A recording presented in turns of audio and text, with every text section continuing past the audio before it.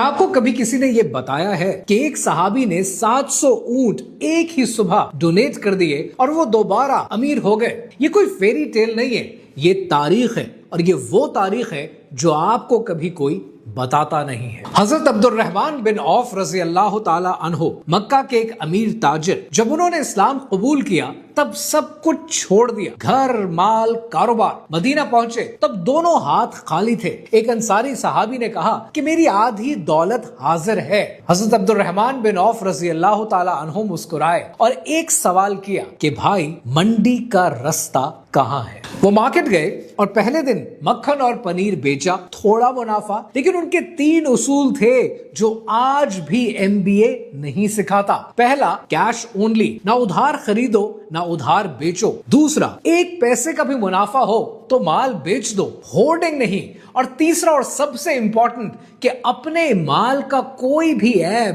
چھپا کر مت بیچو، کبھی نہیں۔ یہ تھے ان کے سیکرٹس، اتنی آنیسٹی کہ ہر انسان ان سے خریدنا چاہتا تھا۔ کچھ سالوں میں ان کے پاس 1000 گھوڑے، 1000 اونٹ اور 10,000 بھیڑ بکریاں ہو گئے۔ پورے مدینہ کی اکانومی کا 1/3 حصہ ان کا تھا۔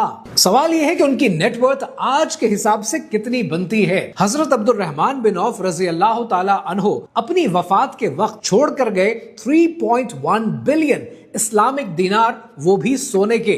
1 دینار کا وزن 4.25 گرامز آف گولڈ اور ٹوٹل رفلی 13,188 ٹن۔ اب ذرا ملٹیپلائی کر لیں آج کے ریٹ کے حوالے سے تو آپ کو سمجھ آ جائے گا کہ یہ کتنا بنتا ہے۔ پھر وہ دن آیا کہ جب 700 اونٹ کا قافلہ مدینہ میں داخل ہوا، اتنا لمبا کہ ایک سرا شہر میں ہوتا تو دوسرا شہر سے باہر ہوتا۔ پورا مدینہ باہر آیا صرف اس قافلے کو دیکھنے کے لیے، اور تبھی انہوں نے رسول اللہ صلی اللہ علیہ وآلہ وسلم کی یہ حدیث سنی کہ غریب جنت میں امیروں سے 500 سال پہلے جائیں گے۔ حضرت عبد الرحمن بن عوف رضی اللہ تعالی عنہ رونے لگے اور اسی وقت وہ پورا قافلہ ڈونیٹ کر دیا، سب کچھ ایک ہی صبح میں۔ ابن سعد کی الطبقات الکبریٰ کے مطابق آپ رضی اللہ تعالی عنہ کے پاس ان کی وفات پر اتنا سونا تھا کہ اسے کلہاڑوں سے توڑنا پڑا اور توڑنے والوں کے ہاتھ چھلنی ہو گئے۔ یہ صحابی ریفیوجی تھے، کوئی کنیکشن نہیں، کوئی کیپٹل نہیں، صرف آنیسٹی، اسٹریٹجی اور ایمان۔ اور یہ 1400 سال پرانا واقعہ نہیں، یہ آج کا بزنس لیسن ہے۔ اسلام کی تاریخ میں ایسے واقعات آپ کو کم سننے کو ملیں گے، کیونکہ اسلام دولت کو گلوریفائی نہیں کرتا۔ اس ریل کو ایسے انسان کے ساتھ ضرور شیئر کرنا